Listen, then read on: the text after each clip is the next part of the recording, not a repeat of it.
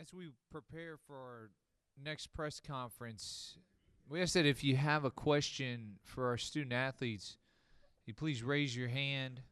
We'll find you a microphone, state your name, your affiliation, and then if you could just direct your question to one of the players. No flash photography and no video recordings. We thank you for your cooperation. At this time, we're happy to welcome the Pitt Panthers to the stage out of the ACC. 22-11, 14-6 in conference play. Jamarius Burton is closest to me in the middle, and Nelly Cummings, and on the far side, Blake Hinson. Questions for our student athletes. First row. Jamarius, you guys now have had some time to look things over. I know it's only been less than 24 hours since I think we spoke to you guys, but what are some of the things you guys have keyed in on about what Mississippi State does well and how you guys have to attack? Yeah, they really attack the offensive glass really well. They have a physical presence inside, so for us, we've been having a little bit of emphasis on that in the past, couple hours. First row. Nelly, I asked Greg this last night. I want to hear, your answer. What do you want your identity to be on a national stage? You're going to be playing in front of the whole country. What do you want this team's identity to be? I think for us, we want to go out there and show that we're a really tough team, a really together team, and a really experienced team who is going to battle through whatever adversity we face. Again, if you could state your name and your affiliation before the question, we'd appreciate that. Third row. Burton, University of Dayton Media. Question kind of going off kind of what he has said. Finishing one game from the regular season ACC title, Do you feel like that kind of brought you guys together, and like what kind of shaped your team culture as a result of that loss? Not for me. I couldn't really hear the question. Can you say it again? You're missing one game from the ACC regular season title. How has that impacted the team culture, and like has it brought you guys together even more? Yeah, I think anytime you have a significant game like that you don't come all the way through in, it's going to either bring you together or separate you. I think the thing about us and our program and our team is that we come together in those moments. First row. Chris Carter, Post-Gazette. Blake, you have one of the people who's emphasized communication on defense and how it's so important to you guys' success. What do you guys have to do to get back to the level? You know, Jeff talked about, you know, the Boston College was the last time he felt you guys played great defense in the game. What do you have to do to get back to that level? Communicate.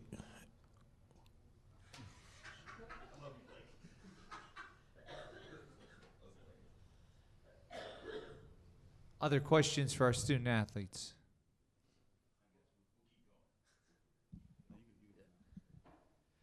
JB, obviously, Blake just said communication's key for these guys. What was it like over these past few days communicating when first you didn't know exactly if you would be in? Now it's, okay, we have to hustle, get down to Dayton in 1 day's notice. What's the communication been like? What have you been hearing from your coaches in these past few days? Yeah, I mean, for us, prior to us figuring out our opponent, you know, we just had high energy on the defensive end, understanding that in order for us to advance, we're going to have to key in on that side of the basketball. And then once we found out our opponent, you know, just locking in on the tendencies, looking at the homework and seeing what they do well and what they don't. So for us, it's just going into this game, having a lot of energy on the defensive side, and, you know, we trust our offense. Chris Carter, Post-Gazette. Nelly, Jeff talked about giving you guys some time to step away for a little bit, like a couple of days. What did you do? What did you see your guys do? And what was your process? Like, was it easy to disconnect, or were you kind of still locked in on basketball? I mean, of course, we're definitely locked in on basketball, but I think that those few days we had was a good chance to recharge and refocus, allow everybody to get whatever they need to do, whether that's get in the gym, whether that's take a little bit of time away. I think everybody had their own way of doing it, but we got back together and we're really recharged and ready to go. If there are questions via Zoom, we ask that you use the hand feature. But for our questions here in person, first row. Blake, you always seem the closest to Fetty. We saw that, you know, he dealt with a little bit of an injury in the last game. How have you seen him take that and what he's been like just leading up to you guys' trip here? Oh, I haven't really seen much. I mean, today in practice he was warming up on the side, so he's just trying to prepare every day to get his knee better. How have you guys seen? You guys are the captains. You guys are the leaders. What have you seen from your younger guys? You know, you got to see them how they took the loss, but how they've come through it, and now that you guys are here in Dayton, where you guys are playing for your season. Like, how have you guys seen the younger guys respond throughout this process to get to here? Like young dudes do. They just bounce back really quick. My older guys, when I was young, really just took the losses on them, and I think this team does that too. We kind of like stand in front of them when it comes to losses. We just kind of tell them, play as hard as y'all need to. I mean, I know they care, but as far as blame comes, this group and the other older guys, we pretty much take that on the chest. So we don't ever tell them to worry about that. They just come ready to play every day.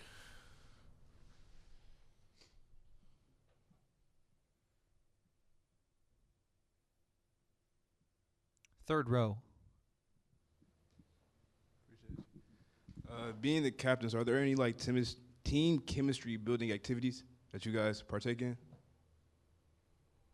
we had a really fun shooting competition yesterday, for example. I ain't gonna disclose the names, but it was non-players, and it was a lot of team bonding, a lot of laughing. But we make sure we do things like that all the time. So yes, we do.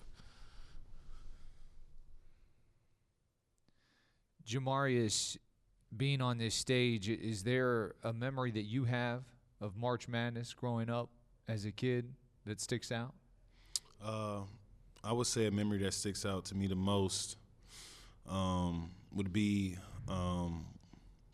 when Villanova won it. It was off a pitchback shot. I don't know the guy name who hit it, but I just remember the play.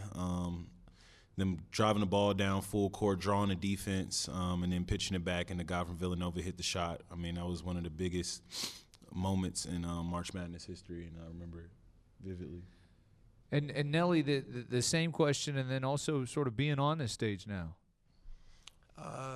Honestly, I probably would have picked the same moment. I think it was Chris Jenkins who made the shot.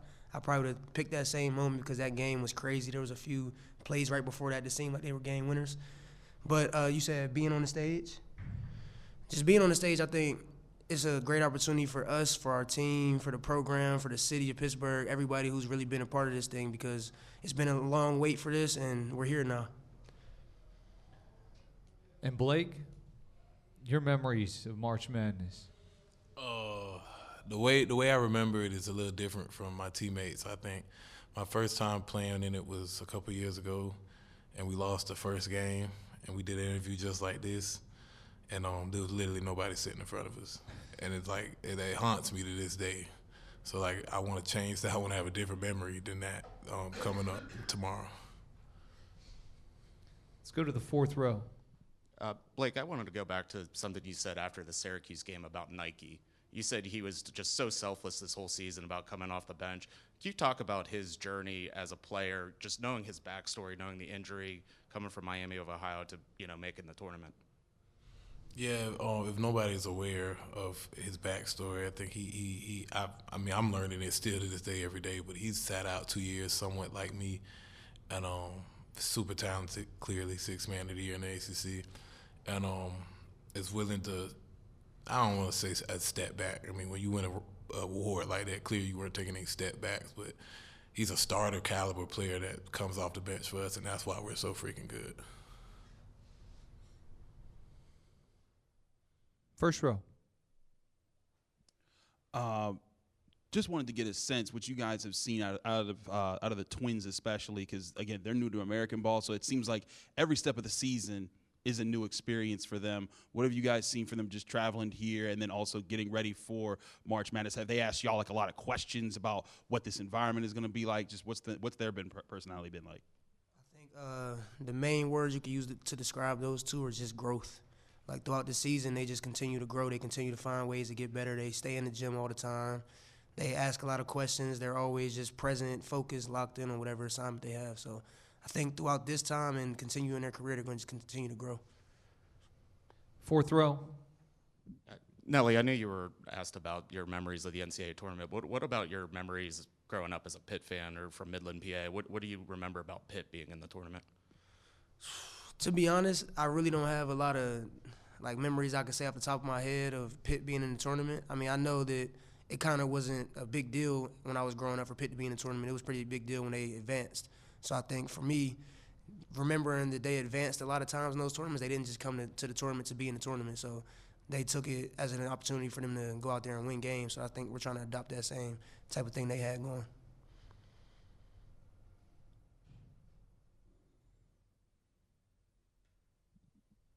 Blake, you were talking about, your experience and, it haunting you, like that experience. You guys have all had experiences with the NCAA tournament. Have you all kind of shared those stories with some of the guys who haven't been there to sort of like prepare them like, hey, guys, take this serious every day? Or do you guys just kind of just roll with it? The only experience I've shared is that I never won a game in the tournament, and I want to. That's the only thing I've shared with these guys, and that's the only thing I remember. I didn't have much time in this tournament.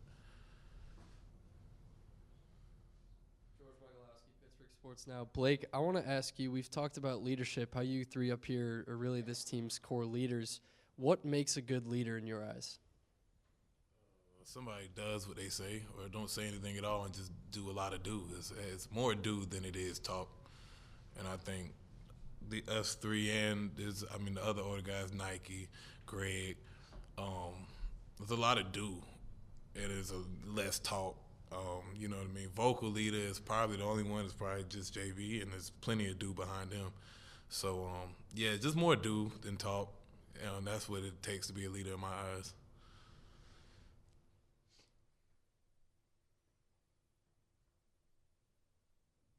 Any more questions? First row. Chris Carter, Post-Gazette. Jamarius and Nelly, just asking about guard play and defensive wise. A lot of teams have been using more off-ball screens to try to free up stuff against you guys. What have you guys focused on to, I guess, counter what past teams have done to you and what you've seen Mississippi State do as far as how you guys can sharpen your own defense and key on their strengths? I would just say for us, it's about locking in on scouting report. Understanding shooting percentages and tendencies and things like that is going to really tell us how we should be guarding them and, whether we should be locking and chasing or going under. And you'll see those type of adjustments made on the floor tomorrow. Second that, just an attention to detail. I think us going forward, every game we play is like a championship level game. So it's going to come down to small decisions, and we got to be on the upper side of every decision that we can. And for the off chance I get checked in at point guard, I'm going to just listen to what these boys say and follow through.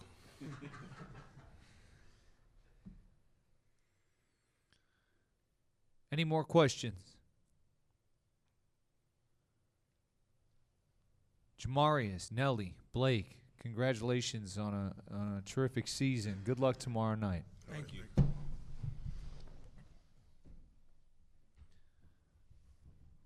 In just a few, we'll be joined by the Pitt Panthers head coach.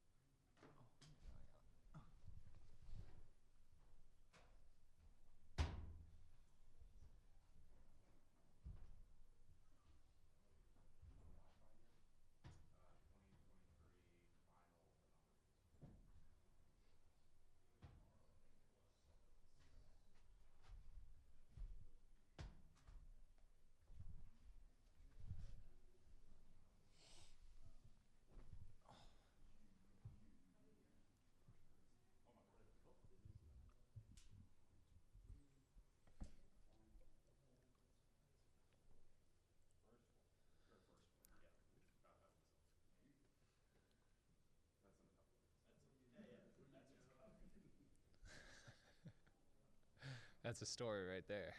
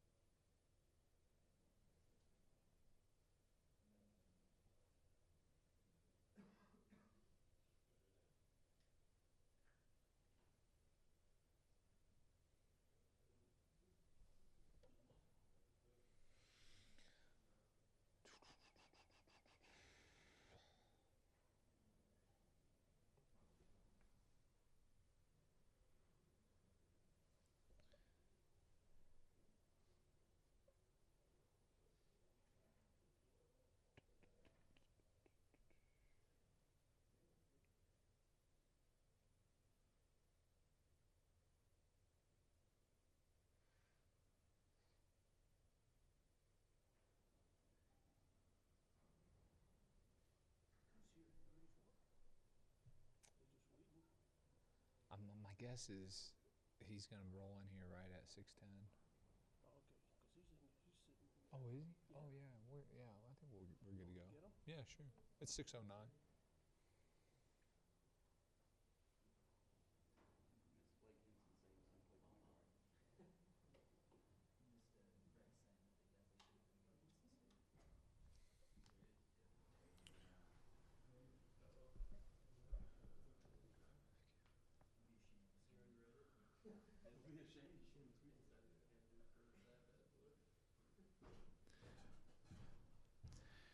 At this time, we're excited to welcome to the stage the Coach of the Year in the ACC and a leader of the Pitt Panthers, head coach Jeff Capel. Coach, before we get to questions, if you could just provide an overview of your team on the season and what you guys have been able to accomplish getting here to the first four. Yeah, well, first and foremost, we're really excited to be here in Dayton. This is an unbelievable basketball town. They love it. They have a passion for it. It's one of the best home courts in all of college basketball, and so we're excited to be here and to play in this venue. We've had a really good season. Our guys have fought. We've been unbelievably together. We've been resilient. We've been tough, and that's led us to have an outstanding season. We've had several guys step up after a tough start. We were trying to figure out who we were after some injuries and a suspension that really changed kind of the direction of our team from when we started. But I'm really proud of how we stuck together. We kept fighting. We were able to persevere and able to turn it into an outstanding season. Questions for Coach. We will start in the first row here in the middle. Jim Hammett, Panther-Lair.com. Jeff, I do want to point out yesterday you corrected me about JB not playing in the tournament. He did play in the tournament. He told me he didn't. Uh, He told me yesterday. I'm like you. I thought he had played in it. He is in the box score. Okay, I don't know. Well, he told me. I asked him, was it your freshman or sophomore year? He said it was sophomore, but they didn't play. They didn't play it because of COVID. I'll ask him. He's lying to one of us.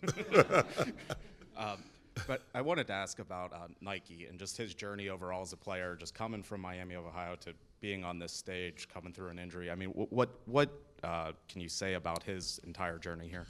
Well, I'm unbelievably proud of him. That's the very first thing, because it's been a heck of a journey. You know, he transferred here, and we were hoping to get a waiver where he could play right away. We were not able to get that. Then there was word that the NCAA was going to grant a blanket waiver where all the guys that transferred could play right away. They finally did that 56 minutes before tip-off when we played at Miami. He played in that game. He played the next game against Louisville.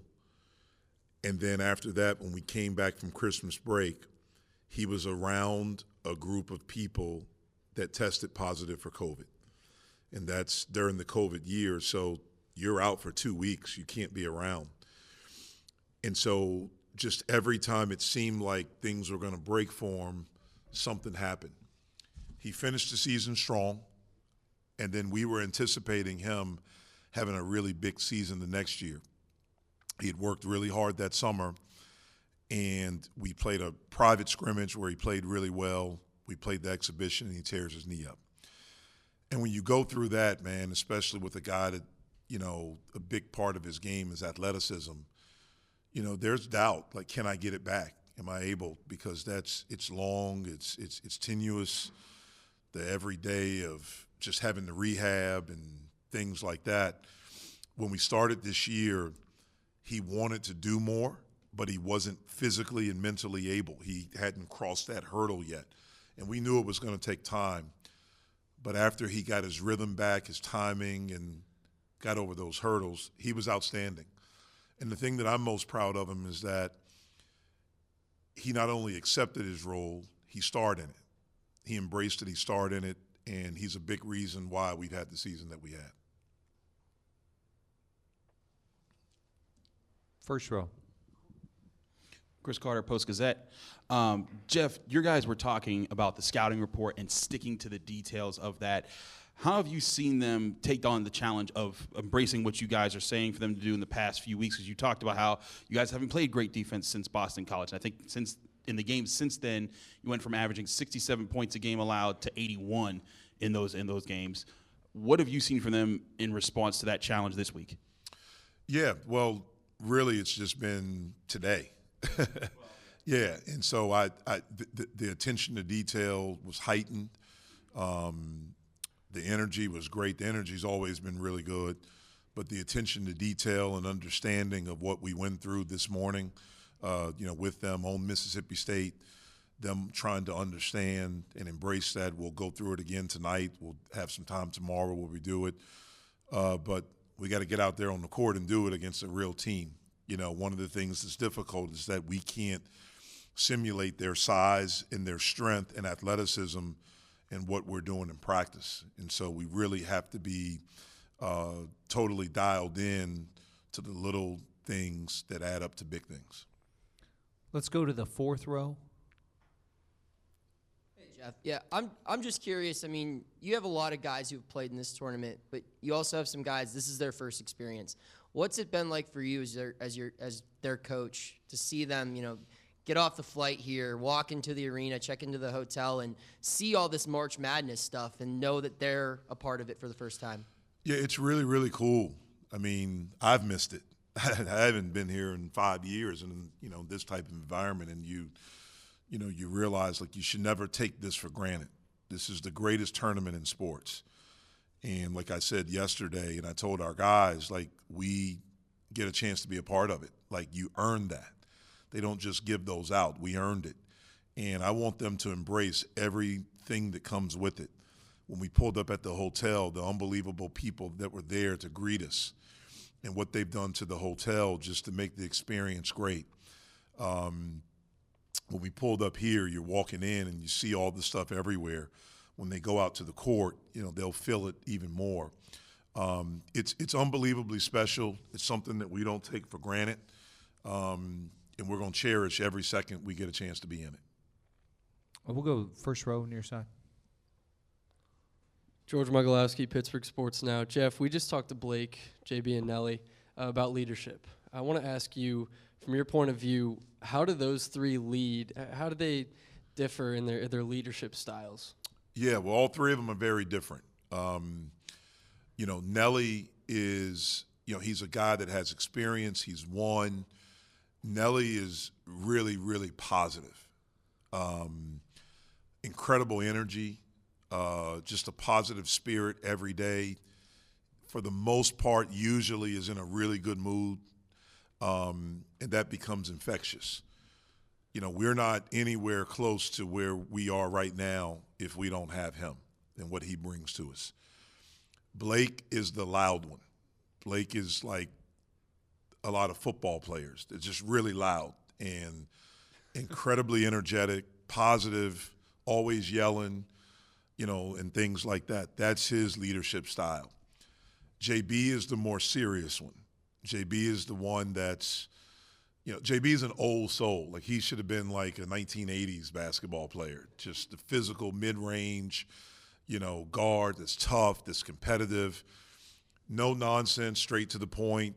You know, you don't see him smiling much. You don't see him, but he shows up every day. He works. He gets his stuff in. He talks. He says stuff, but in a different way than those other two guys. And it works. It works for all three of them, and it's really helped us this year. Let's go to the first row here in the middle. Stephen Thompson, inside the Panthers.com. Jeff, talking to your players, it seemed like you guys tried to keep things light in your practice on Sunday, play a few like shooting games like they said. Why, as the intensity starts to pick up in the games, did you feel like you wanted to make sure your guys weren't very tense or anything like that? Well, the very first thing is that we were just coming off getting our heads beat in, and I didn't want us to – I wanted to move on to the next thing. I didn't want that to linger. And so we took 2 days off. We didn't know who we were playing. We really just wanted to get a workout, and that's what we did. We came in, we got up and down a little bit, no contact, but just run just to get our win and things like that. Got a lot of shots up, you know, worked on a little bit of our offense and some 5-on-0. It's probably the first time all year in any kind of practice setting that we didn't do anything defensively. I just really wanted us to have some fun, because I knew that day was going to be fun. You know, we were going to watch the selection show. I always felt good that we were in, and I just wanted it to be an upbeat, positive day, you know, culminating with figuring out where we were going to be. Let's go to the third row.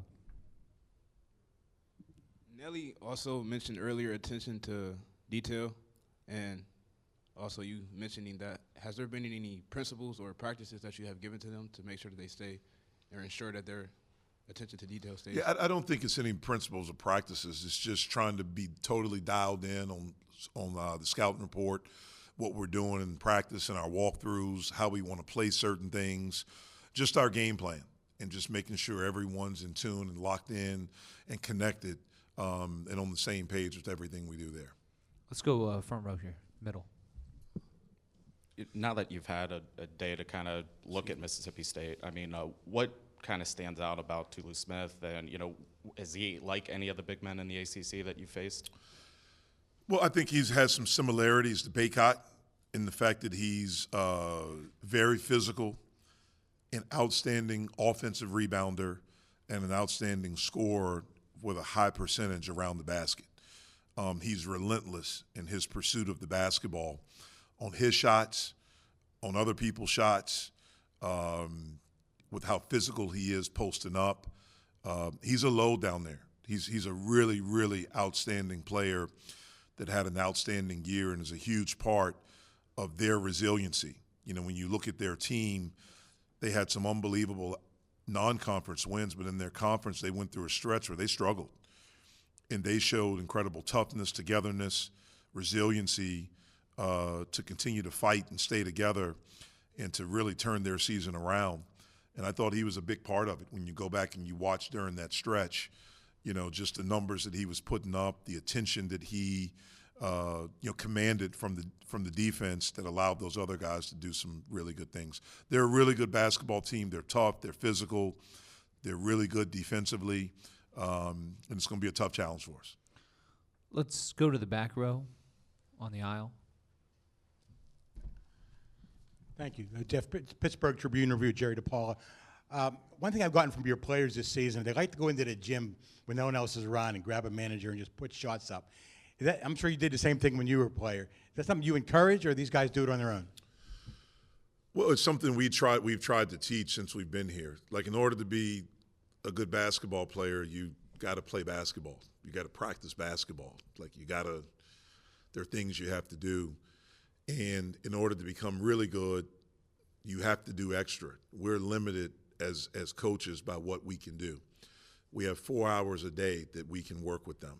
And once you get to the season, you don't spend 4 hours with them. We don't practice for 4 hours. We have to give them a mandatory day off. In order to become really good, that's not enough. And so there has to be something inside of you that you want to do extra. And so we try to teach them that, try to talk to them about that. And usually the ones that become good are the guys that do extra, the guys that get in the gym, the guys that come in at night. I think that's one of the best times. Like when you grow up, when you're little, I'm pretty sure all of these guys did. Like you play by yourself. You make up imaginary games. I know I used to. I'd pick 2 teams, and I'd be every guy on every team. And I'd play, and I'd have a whole game going on. It's your imagination. And when you're in the gym by yourself, man, you got your music playing, and, you're just in there just working and having fun and playing. And it's really not work. It's just trying to get better. And so I love the fact that they do that. Let's go to the first row here on the aisle. Chris Carter, Post-Gazette. Jeff, what's Fetty's status? How's he been doing? I know he dealt with a knee injury in the last game. How's he recovered from that physically, and how have you seen him mentally approaching this week? Yeah, he'll be a game-time decision. He'll be a game-time decision if he'll play. He's still nursing that knee. He hurt it against Georgia Tech. Tried to play against Duke the next day. We didn't like the way that he was moving, which is why we held him once we got down. And so he'll be a game-time decision tomorrow. First row in the middle. Jeff, how much, I know it's such a quick turnaround on scouting a team. How much is it just all on you, or can you call, a coach? You'd be like, hey, Jerry Stackhouse, what did you see from them? Because you could call an opponent. I mean, does it happen, or is it all just, film? Maybe it happens, I don't know. Let's you watch a lot of tape. Let's go to the second row. Thanks. Austin Bechtold, Pittsburgh Sports Now. Jeff, overall, you could just see how much the guys just love being around each other, and especially off the court. How much do you think their relationships off the court are able to play in just their communication on the court and just their overall teamwork? I think it's huge. The really good teams that I've been a part of throughout my career, whether it was as a player, as a head coach and assistant coach, the one thing that's been common in all of those really good teams is that they like each other. There's their relationships off the court. I think the more you know your teammate and the more you genuinely care about them, and I think the only way you can really care about someone is to get to know them. That goes a long way. These seasons are long. You're around each other a lot. And if you don't get along, you don't like each other, it makes it miserable. And so it's been great for us this year just to watch these relationships happen, to watch, how these guys genuinely care about each other. And also when you do that, you can say some hard things to each other. I've walked in the locker room at halftime and I've heard them getting on each other. And one of the cool things about it is that it's done with love. So it's not like the guy's striking back at him or takes it personally or, whatever. He cares about you, so you know it's coming from a great place. Fourth row in the middle. Hey, Jeff. Corey Chris at DK Pittsburgh Sports. So with that in mind about Fetty, what have you noticed from the Twins in their preparation for this game? And they talked to me earlier about confidence and how both of them have been able to kind of grow into their own here. What have you noticed from them throughout this late stretch of the season, and what's the preparation been like for them for tomorrow? Yeah, we need everyone to be ready to go, and everyone will be ready to go. The Twins have gotten better throughout the season every day. They have an infectious spirit and energy. They love the gym. They've had great teammates this year, guys that have helped them throughout, the season, both on and off the court, to assimilate here, in Pittsburgh, in college basketball.